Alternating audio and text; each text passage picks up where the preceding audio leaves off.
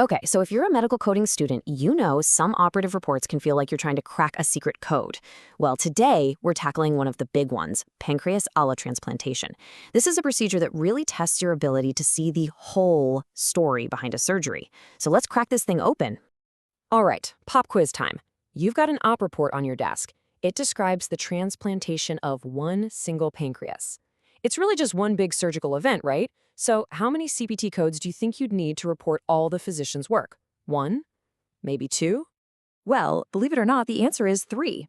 CPT guidelines tell us this one event is actually made up of 3 distinct, separately reportable components of physician work. And that right there is the key to unlocking this whole thing. It's not about one surgery, it's about one journey with 3 crucial stops. So think of it like this. We're going to follow the organ on its journey, and that journey has 3 main stops. First, you have the donor procedure. Then there's this really important step called backbench preparation, and finally, you have the recipient procedure. If you understand this sequence, you're going to code it right every time. All right, let's dive right into stage 1, the work that happens with the donor.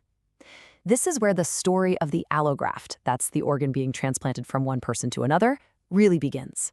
So when you get that op report for the donor, here's what you're scanning for. First, the pancreatectomy itself. That's the surgeon harvesting the graft. You'll want to see if a piece of the duodenum came with it. And second, you're looking for any mention of cold preservation. That's when they chill the organ to keep it viable while it's being transported. So you see the harvesting, you see the cold preservation documented, boom, that's your ticket.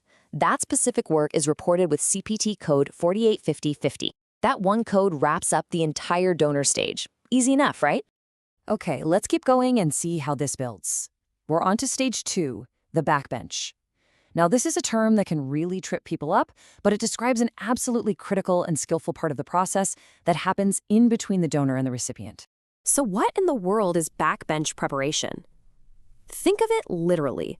The surgeon takes the harvested pancreas to a sterile table, a backbench, and meticulously gets it ready for its new home. It's all the work done on the organ after it's out of the donor, but before it goes into the recipient. And CPT is super specific here. You're basically running down a checklist in the op report. Does it mention dissecting the organ free from other tissues, a splenectomy, an opening made in the duodenum, tying off ducts and vessels?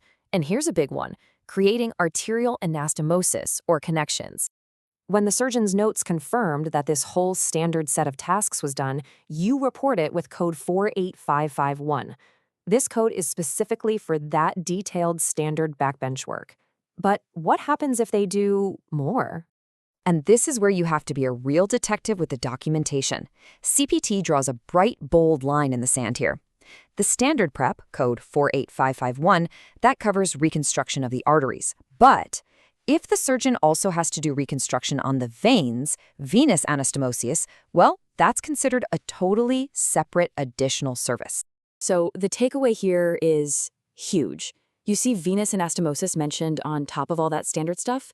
That's your cue to report the additional reconstruction with code 48552. And yes, it's totally possible to report both 48551 and 4852 if all that work was performed and documented. It really all boils down to arteries versus veins. All right, our allograft has been prepped to perfection. It's time for the final stage of this incredible journey, the work performed for the recipient. So what's happening in this final act? Well, this is it, the main event.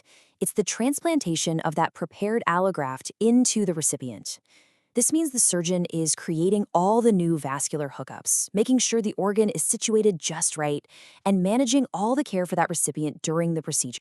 And for this final, crucial piece of the puzzle, actually implanting the new organ and taking care of the patient who's receiving it, we use CPT code 48554. And with that, the surgical story, from a coder's point of view, is complete. So we followed that organ all the way from the donor to the backbench to the recipient. Now let's zoom out and put it all together, just like you would when you're looking at the complete op report. Okay, so this table lays it all out for us nice and clean.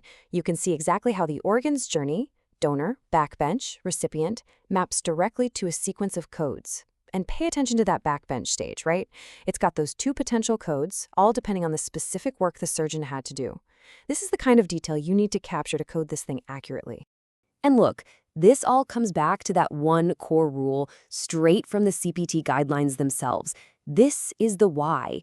It's the reason we don't just slap one code on this and call it a day.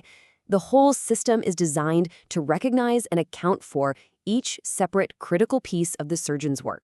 So what's the big takeaway here? I mean, besides how to code this one specific surgery, the real skill, the thing that's going to make you a great coder, is learning to see a complex procedure not as one giant thing, but as a series of distinct codable parts.